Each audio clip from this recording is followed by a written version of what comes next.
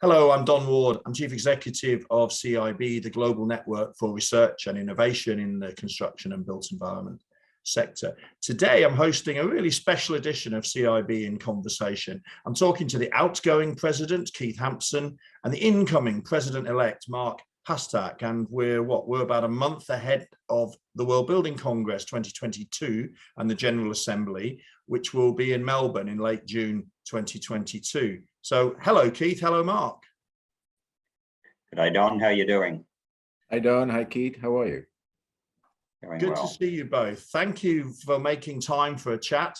It's early evening where you both are, as it happens. You're in the same time zone.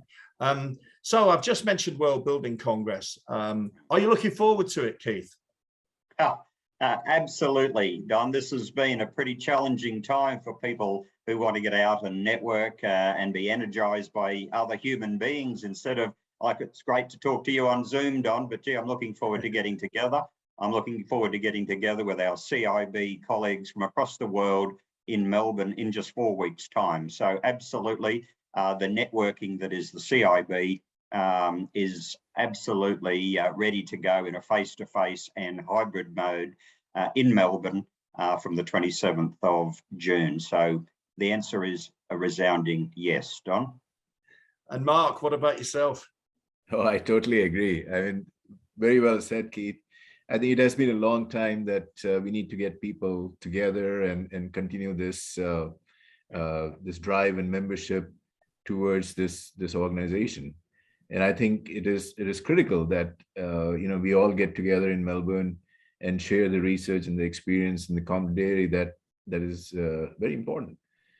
It has been a while that people have been locked down in the pandemic, and now that things are opening up, I think this is just a right and opportune time for a conference such as this. And it looks like we're going to be well over 400 people, but maybe half of those in person, half of those hybrid. How do you think that will come across, Keith? Don, this is the new world, isn't it? At the end of the day, we've learned some digital skills. We're talking to each other across the world on an online platform. We can do the face-to-face and hybrid, and I think this is the way of the future. I'm certainly keen to see people in a face-to-face mode, but for those who can't be there for whatever reason, this is a practical and really informative way to do it. So it will work well, and I'm confident in the way that the RMIT organisers have got us organised here for the online and face-to-face. So I'm looking forward to it. And in a way, I think this is the CIB leading the way for hybrid conferences like this of this size. So yeah, it'll work well. Yeah, well said. I'm sure you're right. It is the future, and CIB needs to, get really good at running these types of hybrid events. I was just going to add that this is the new normal. Moving forward, we have to have a hybrid option, I think. So this is great. And I know you're both going to be there in person, so am I. So we'll get together there. Any tips for maximising the value of the face-to-face side of it, Mark? Well, I think anytime you're getting friends and colleagues together for a face-to-face conference such as this, there's tremendous value just by getting together, getting to share ideas, sitting across a cup of coffee, listening to presentations, sharing research ideas and thoughts in a more collaborative environment. Sometimes, while I agree with the hybrid mode, and I agree that we have to incorporate the virtual environment, it does lose a bit of that connection. And I think coming together face to face is definitely going to add value. I think people should look forward to getting to know all the new research topics that are going to be presented, share ideas, meet with old friends, enjoy the conference. And I think the serendipitous meetings, over a cup of coffee, over lunchtime, over a glass of good red wine that evening, shouldn't be underestimated. I think my recommendation is catch up with old friends, but absolutely make some new ones and step outside of your comfort zone in a sense. Look at opportunities to meet people from different disciplines across different parts of the world. So those serendipitous meetings in a face-to-face mode should never be underestimated.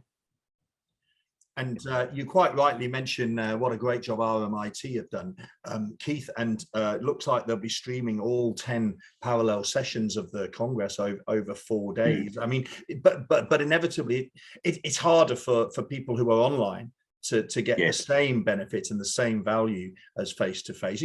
But any tips for them to maximize the value of their participation, the people who are online? Have a good internet connection.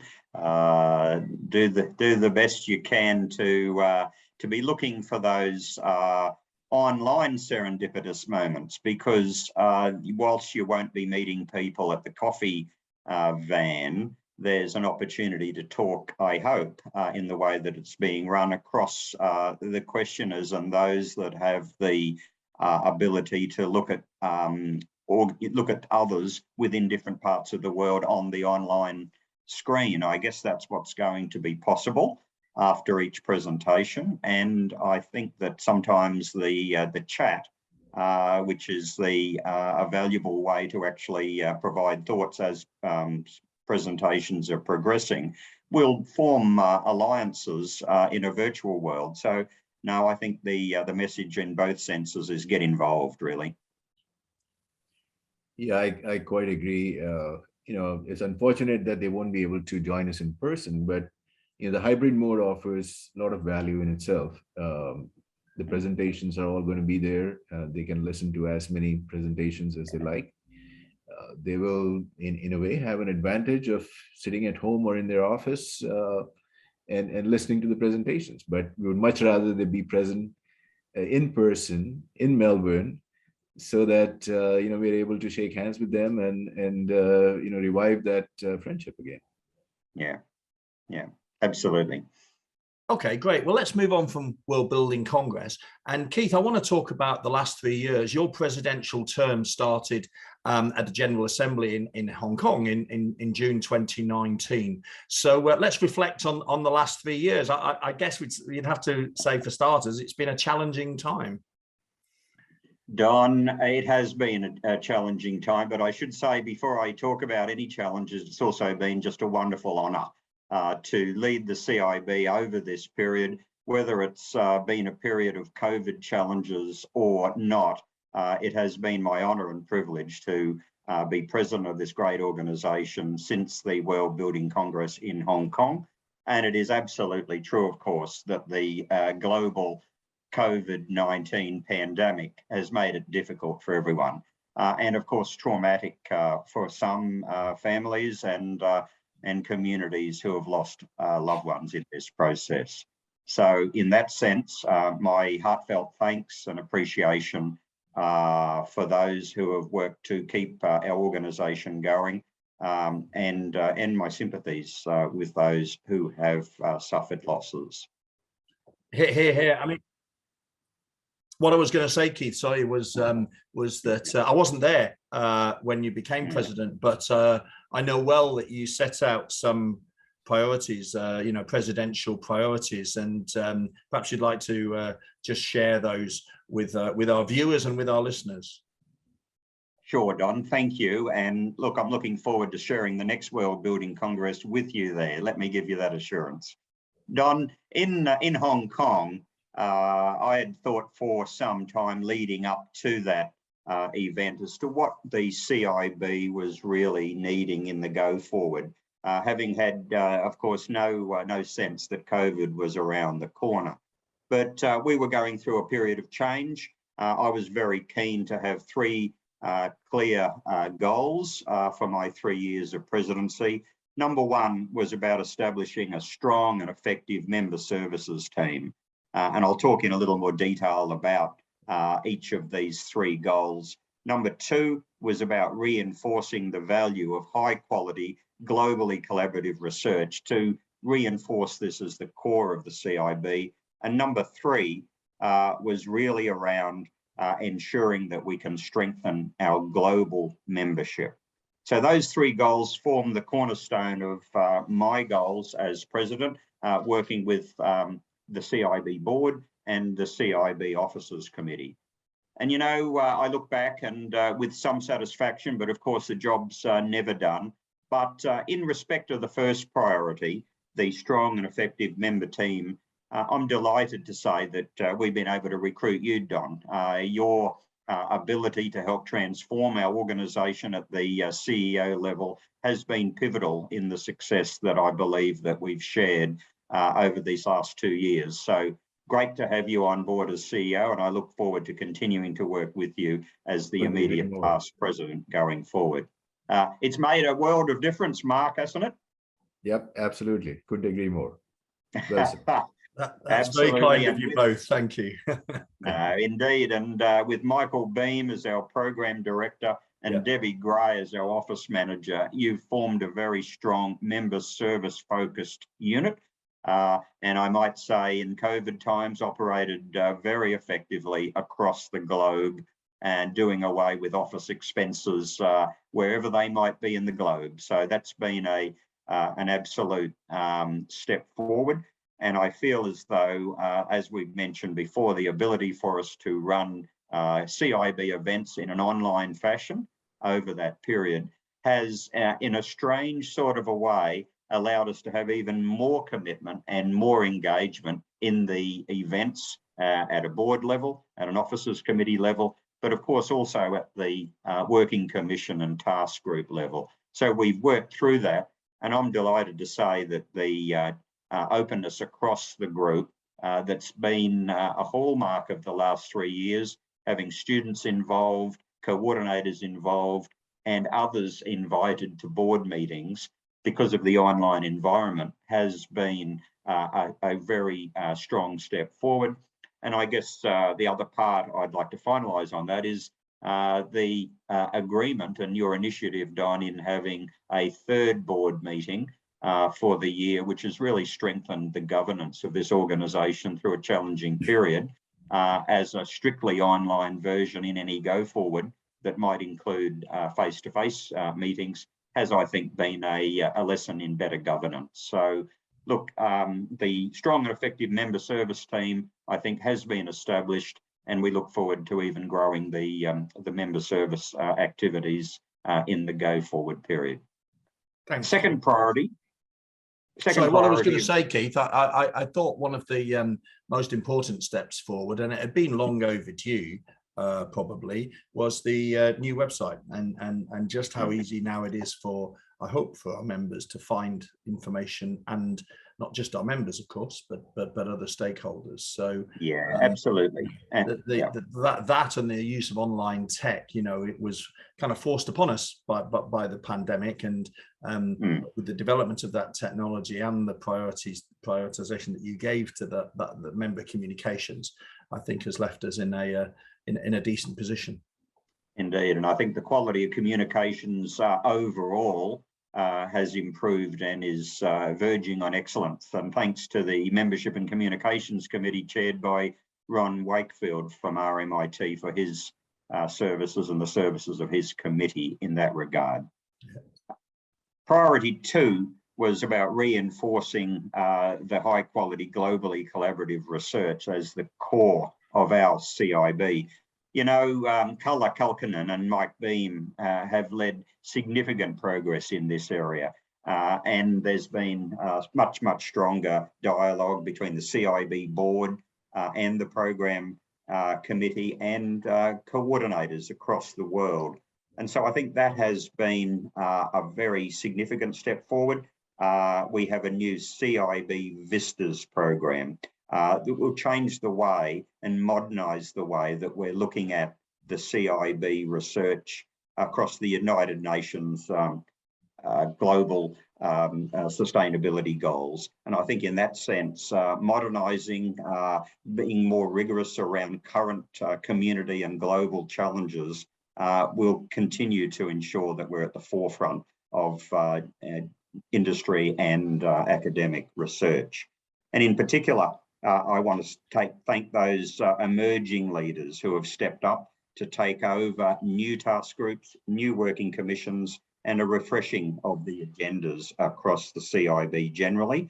And in that sense, a major initiative with respect to the collaborative research has been the strength of the growth of early career researchers as a group within CIB, and the melding together of the ECRs, early career researchers, with students. And in that sense, Srinath Pereira from Western Sydney University and Albert Chan, the chair of the Student Chapter Committee, have done a wonderful job in fostering the growth of that and bringing students and early career researchers together in disciplinary networking and in networking across like-minded people across their disciplines, again, at an international level that is really unparalleled for student communications in this area. So I'm delighted, to be honest, that the strength of research and research support has grown.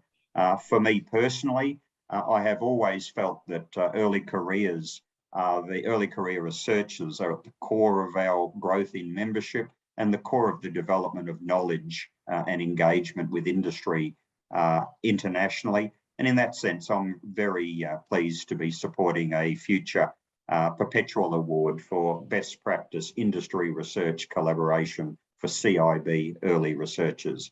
It's been a very satisfying journey in this component of the goals, Don. Mark, that's one of the features that certainly stands out, isn't it? The much increased emphasis on developing early career researchers under the CIB's auspices. Yeah, I think it was a brilliant idea to merge young PhD students and the ECRs.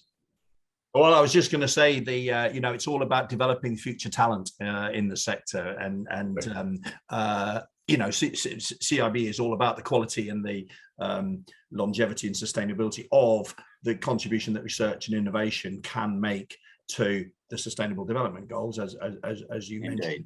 And these ECRs, therefore, are that future lifeblood. Indeed, and I'm looking forward to seeing many ECRs and students in Melbourne in a face-to-face mode. I know across Australasia, there's very great interest in getting face-to-face student-to-student contact, and that will be, I think, a hallmark of the RMIT World Building Congress in Melbourne. The third area of contribution that I had highlighted back there in Hong Kong was about strengthening our global membership. And that's been a difficult one, we're talking on Zoom now, growing membership, particularly, even maintaining membership has been, a fundamental challenge. Growing membership has had its much more significant challenges. We've, I'm pleased to say, held the significant majority of our membership in the go forward. We're certainly looking for other revenue sources within the CIB to strengthen our financial situation. And I'm really grateful to you, Mark, as our board nominated president in your role as vice president during my term, looking at third-party funding as a new strategy development. So I thank you for that, and I look forward to contributing to that initiative over the next 3 years. And perhaps while I'm on that, and I'll hand back to you, Mark and Don, I just really want to fundamentally thank the board members. They've been absolutely continuous in their support over 3 years. We've seen the battles of COVID and distant relations. We've seen the membership challenges that I've mentioned, but without the commitment of those members who step up for higher service and work at the board level and take on then responsibilities as officers of the board and work tirelessly for the CIB, we wouldn't be streaming into the CIB World Building Congress 2022 in Melbourne. So thank you to the board, thank you to the officers, and I'm looking forward to catching up with some of those, most of those people in Melbourne, and working with the new board that would be elected by our membership at the General Assembly in Melbourne, I think on the Wednesday, the 29th of June. Before I come on to talk to Mark a little bit about that, Keith, I just want to echo that last comments you made and the strong support and engagement of the board. I mean, a particular tribute from myself to the officers. You guys have worked incredibly hard. It hasn't been an easy period. And as we've name checked, I think all the officers, all the committee members, bar one, I want to pay particular credit to Peter Paul van het Veen and his role as treasurer and chair of the administration committee is a really thankless one. It's a low profile one, but it requires a lot of effort and a lot of diligence and a lot of care. And he's been fantastic in this period, and has really been a superstar. I mean, just to complete the list, I mean, Chalidra Percy's been very helpful us, particularly advising us on some of the legal issues, and not that we have too many of those, happily. But yeah, I just wanted to put on record here Peter Paul van het Veen's amazing contribution. Indeed, I echo that. Peter Paul and his unswerving commitment to the CIB and keeping our finances in the black has been, you used the word hallmark, Don. I absolutely agree. And Peter Paul, thank you. And your service is absolutely been gratefully, the accolades to you for a wonderful contribution to the CIB at this challenging time.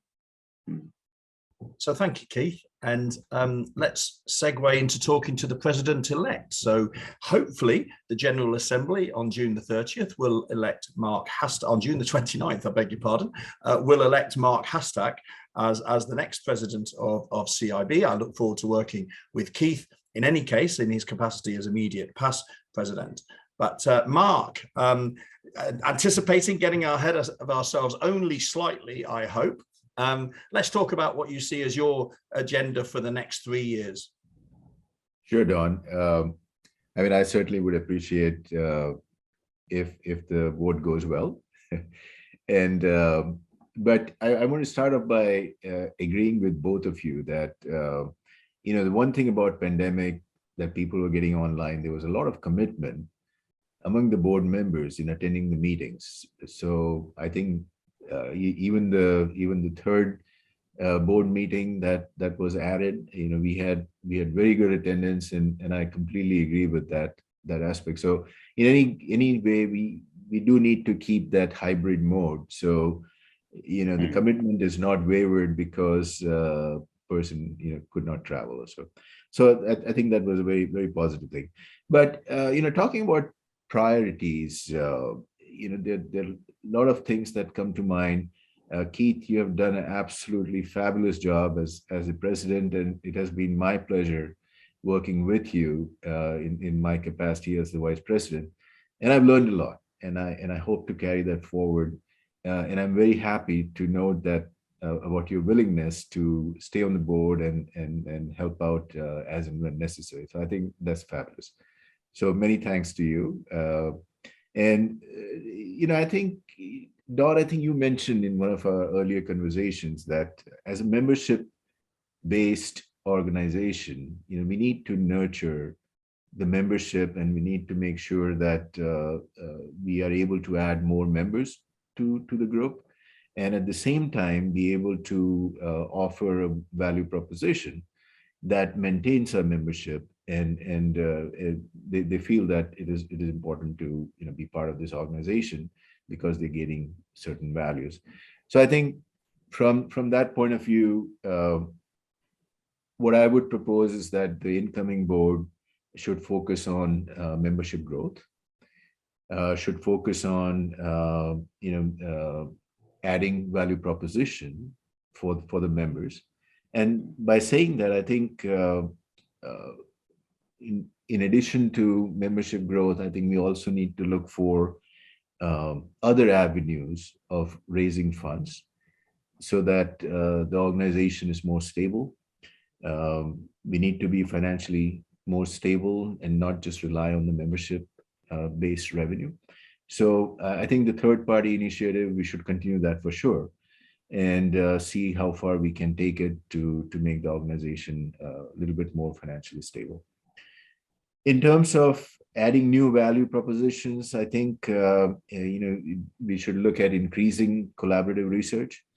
It is a research-based organization, so if we can find out more and better pathways for connecting our members together. For instance, we could have a member directory with all the expertise. So if somebody is looking for partnerships, all they need to do is go through the directory and find out who else is working, in addition to the friends that they already know. So I think, small things like that could certainly add value. We could, through the third-party funding initiative, we can get our members together to focus on certain research ideas and deliver the project as might be required by the clients. In addition to that, I think we can focus on growing the CIB profile and influence. And we had very strong relations with the UN, and I think we should nurture that and bring that up to speed. The SDGs that we have focused on, and it's a UN initiative. We should definitely promote those through the organization. Our relations with build relations with the World Bank, global charitable foundations, larger global businesses, that might be in favor of construction research. I think we should get them on board and make them our partners. And I think the way to do that could be having a CIB day for upcoming years, starting 2023 perhaps, where we are able to showcase what CIB has to offer in different parts of the world. Our members can take on these initiatives and make it a gala day. Share research, share ideas, make it a fair. So people, while enjoying that day, also learn about CIB and look forward to the value that we are trying to propose. There are many other things I think we can take on. For instance, one of my near and dear to me is to increase the number of women in construction. We have done that in my organization. We are focused on increasing young women students in our program, and we have been very successful in doing that. And I think we need to bring that focus over to CIB as well, and see how we can improve that moving forward. Perhaps engaging the industry might be another good idea. We can establish an industry advisory board, for instance, engage companies from all over the world that not only bring contemporary topics to our presence, so that the research that we focus on is more realistic and more addressing the needs of the industry. In addition to that, linking with the industry has definite advantage and value, and I think we should nurture that through an advisory board. Yeah. Well, a few other things, if I may throw out there, would be I mentioned earlier, create a member expertise directory. That could be a web-based initiative. Don, you mentioned earlier about the new web page. I think that is a fantastic development that you have spearheaded. Perhaps if we can add to that a membership directory, that could be a plus.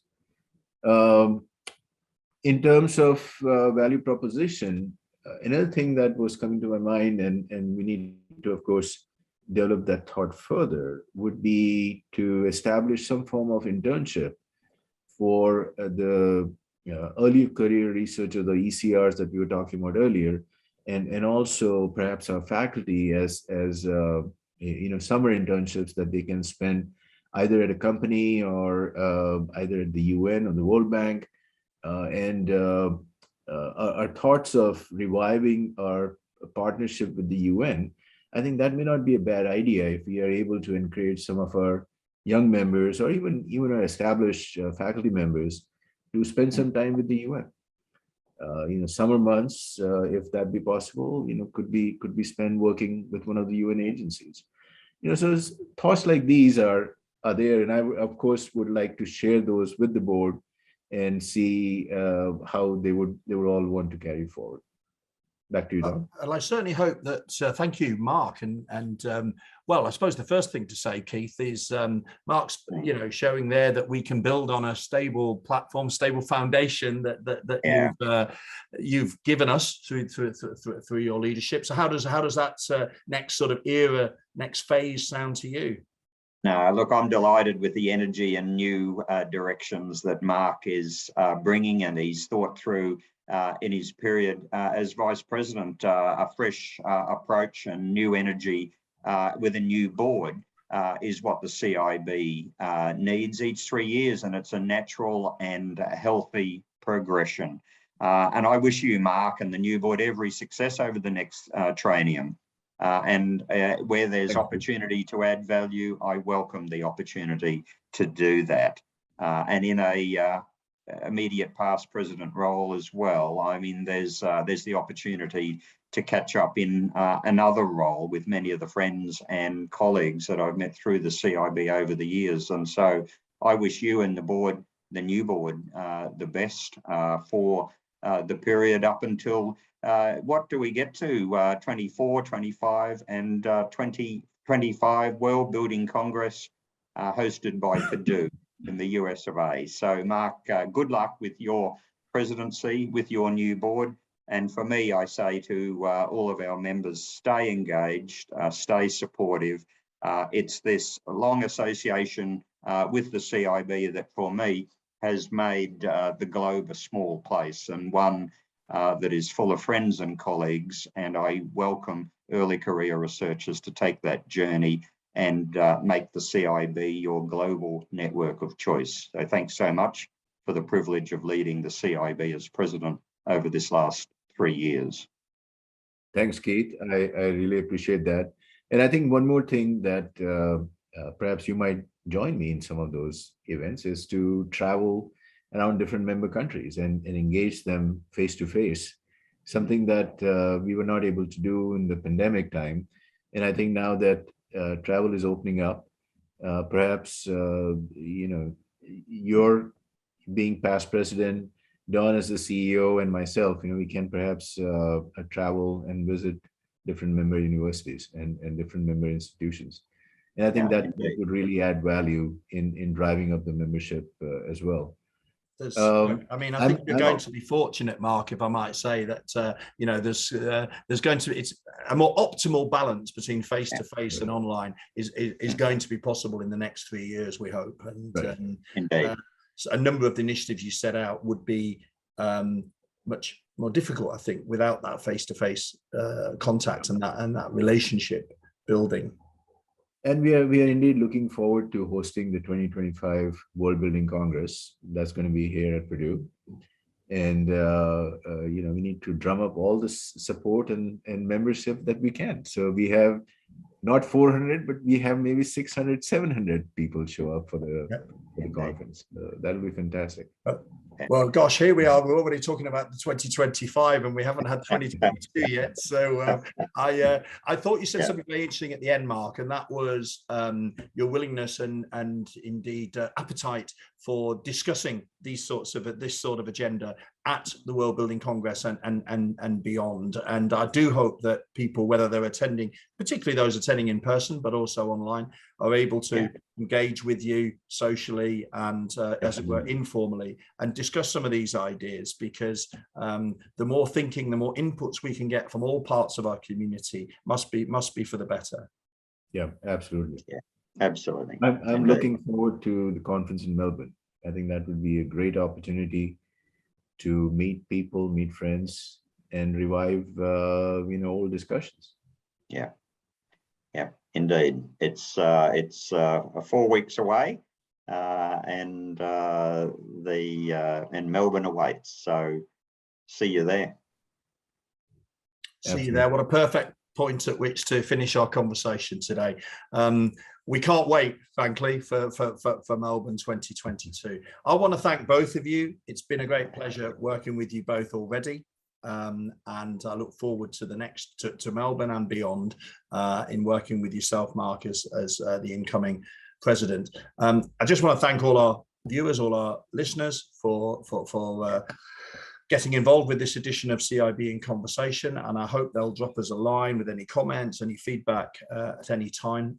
We welcome dialogue with all our community, as I've just said. So with that, thank you to Mark, thank you to Keith, thank you to everybody for watching and listening, and see you soon.